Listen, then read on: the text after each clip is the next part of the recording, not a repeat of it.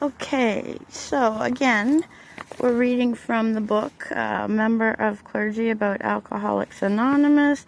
Can I cooperate with Alcoholics Anonymous as an ordained spiritual counsel and offer wise counsel and share wisdom and knowledge? And that was the question I had almost a year ago, August 3rd. And this is from the book P25, and you have to order that from the AA website.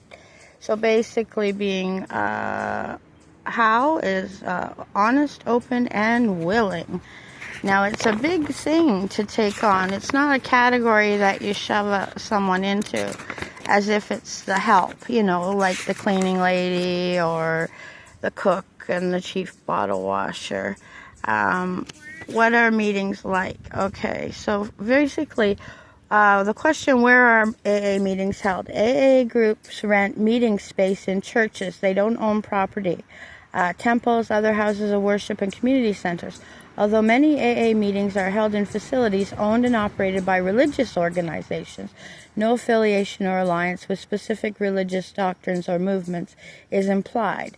Now, the reason that we use bricks and mortar is because the church spaces are they're very available. They're likely some of them are only used once a week on Sundays or Saturdays or Fridays or whatever. So the space is rentable, and we pay that out of the Seventh Tradition. Our clergy welcome at AA meetings. Members of the clergy who, we often rent space from, are most welcome to attend the AA open speaker or discussion meetings, and certainly available to be at the Al-Anon Alateen meeting. Well, not Alateen unless they're 2 years in the Al-Anon and they've been affected by alcoholics in their family, their personal family. It's not a professional group or organization. But yeah, they can definitely come. Now, the other question that I wanted to answer today in my 3 minutes is what are the 12 traditions of AA? Now, the concepts, the traditions, and the steps. The traditions are how we resolve conflicts in any organization. You can certainly apply it to your profession, or if you're a union and you have to negotiate at a table at arm's length with other professionals or lay people or workers.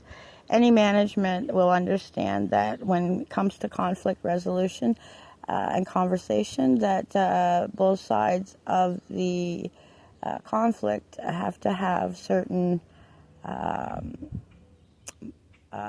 must-haves, and there is always some leniency on what can be conceded.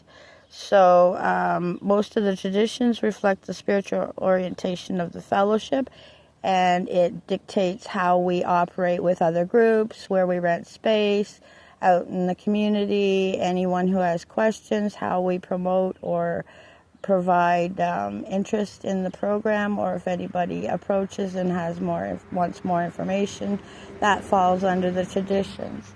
And the concepts, and of course World Service Office. So it moves up and down the hierarchy chain ladder of management quite quickly, and there's lots of skills to be learned when you provide service and volunteer for other AL pals.